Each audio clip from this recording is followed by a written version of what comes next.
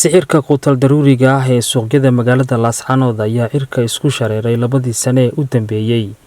Badeecooyinka qaar waxaa ku kordhay ku dhowaad kala badh intii markii hore la iibin jiray.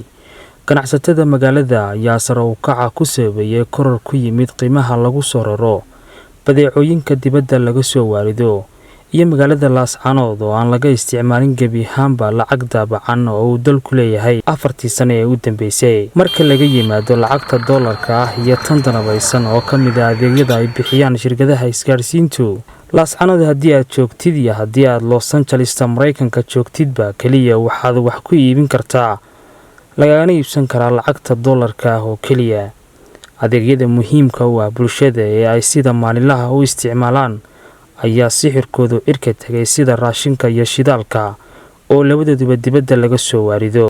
Taasina waxaa Laascaanood u dheer in xitaa ay ka sixir iyo qiimo sareyso raashinka iyo shidaalkaba magaalooyinka dhigeeda ah ee dalka. sicir bararkaas oo wax walbaaba kaceen ayu nooc waa kaceen, qudradu waa kacday, raashinku waa kacay, wax walbaaba meesha loogu soo hagaagi jiray ma yimaadaan. sicir bararkaas oo adduunka oo dhan saameeyay, sicir bararkaas oo raashinkii oo kacay, wax walba daqiiqdii, bariiskii, burkii, sonkortii, saliidii, mid walbaaba waa sicir barar ayaa ku yimi. maciishadii oo aad u qaaliyoobay, qudradii oo kacday.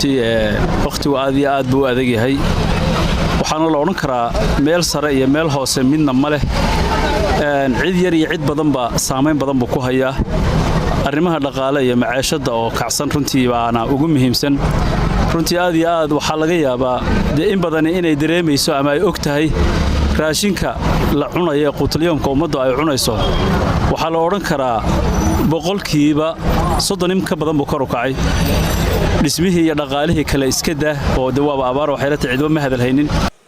inflationka asliyanba waxaa keena Farxaan Diriye Xasan waa bara cilmiga ganacsiga ka dhiga jaamacadda Hon International faraceeda magaalada Laascaanood.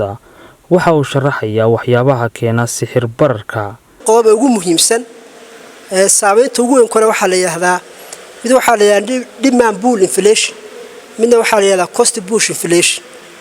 demand pool inflation muxuu yahay? markasta oo ay kala bataan demandka iyo supply-ga. demandka waxaa la yiraahdaa dadka wax dalbanaya, supply-gana waxaa la yiraahdaa dadka wax suuqa keenaya. markasta marka labadaas kala bataan oo demandkii bato, demandkii waxaa la yiraahdaa dalabka shayga uu bato, baraasku uu siyaadaya. isma baraas kasta uu dhaho wuxuu ku qasbayaa inuu lagaga gato. marka inflation kaasa keenaya marka demandkii bato. uu yahay xalka saaro sheegna wax walba xal beeleeyeen. xalku muxuu noqonayaa? xalku dabcan laba qodob baa isleeyahay baa ku haboon si inflation loo tirtiro ama loo yareeyo. number 1 waa in wadanku yeeshaa wax soo saar production. inflation asliyanba waxaa keena waxyaalaha importiga ay la soo dhoofiyaa keenaba. marka importigu iyo importigu waa maxay? waa waxa la soo degsado. exportiguna waa maxay? waa waxa la dhoofiyo.